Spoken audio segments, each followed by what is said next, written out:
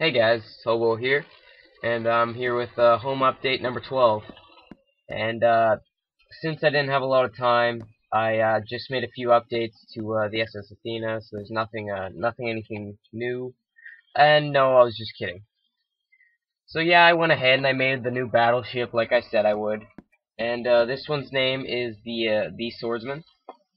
And like I said earlier, this one was named the SS Athena after a couple who invited me to their Minecraft server and who are personal friends of mine.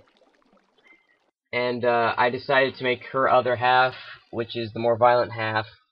So we'll head over there now.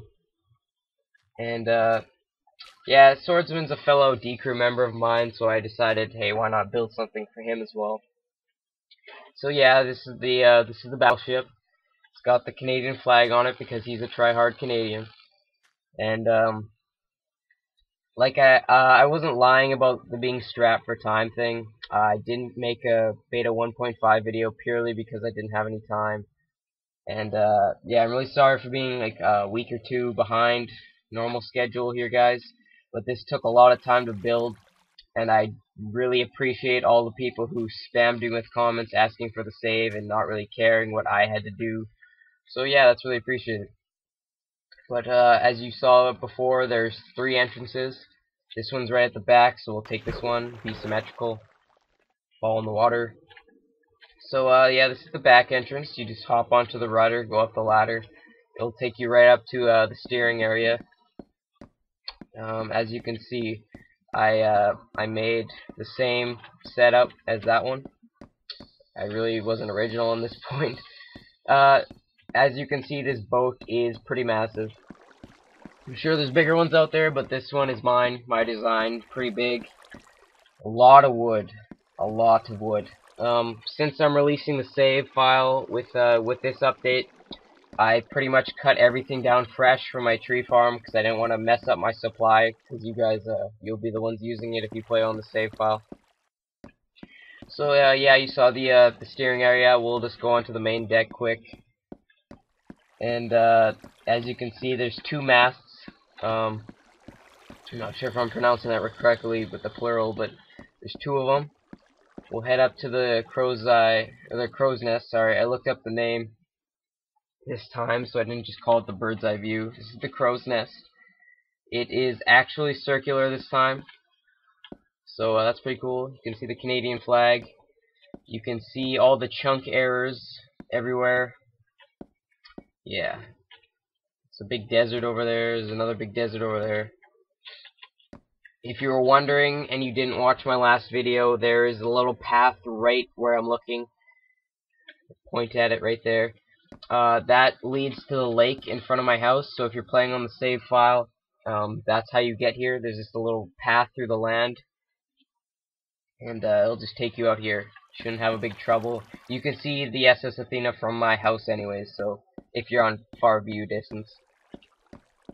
So yeah, we're here on the main deck. There's just the 2 entrances right on the sides here. Solid ladders, so there's no problems getting up. And these ladders, they have a little cool feature that I think is cool.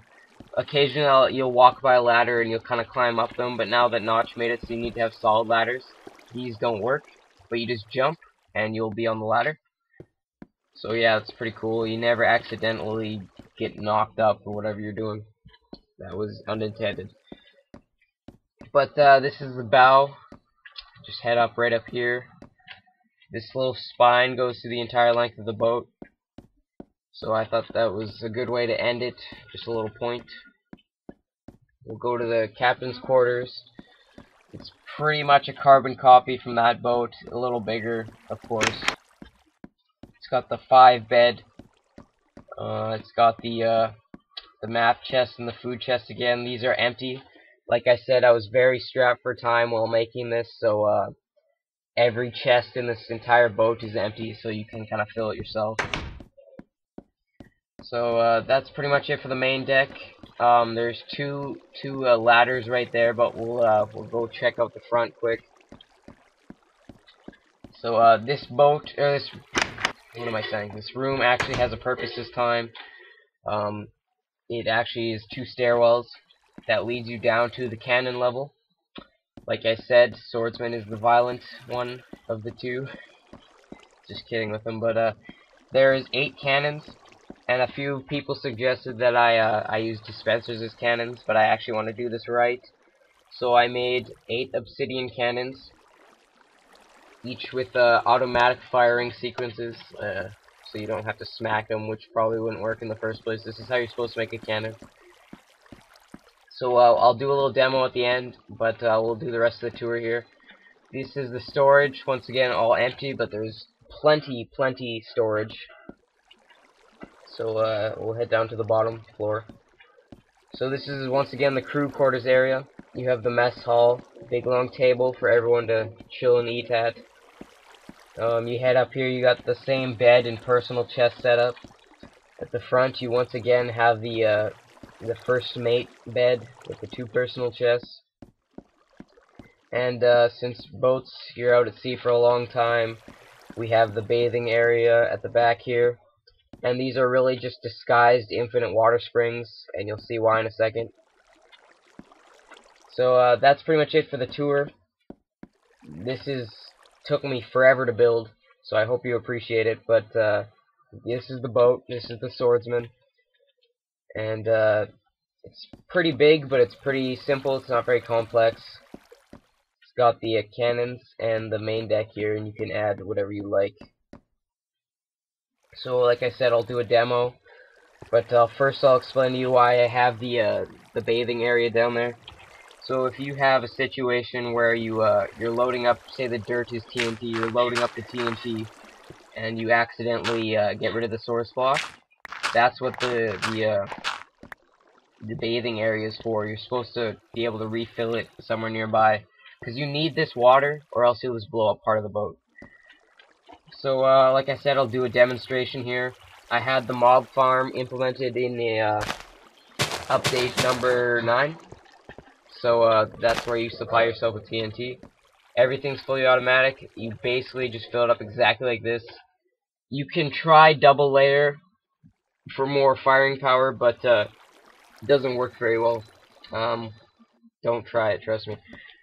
So, like I said, you just fill it up exactly like this. There is adjustable delays. You probably want to leave it at the max because that means it goes the farthest. You can make it airburst with a proper adjustment if you'd like. But these are boat cannons, so they're not meant to be long range anyways. So you just fill it up like that, press the button.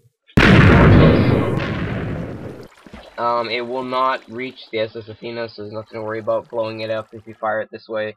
Like I said, pretty short range. You fill it up like this, just the 4 in the bottom. Do not touch the source block, and you put it right at the top. You have to put it right at the top. I don't think it works down here. And you just simply press the red firing button. I made it red, so it's obvious. And that's a good way to end the video. That was an accident. Hey, the spawning works. We'll go grab my stuff, and I'll see you guys next time.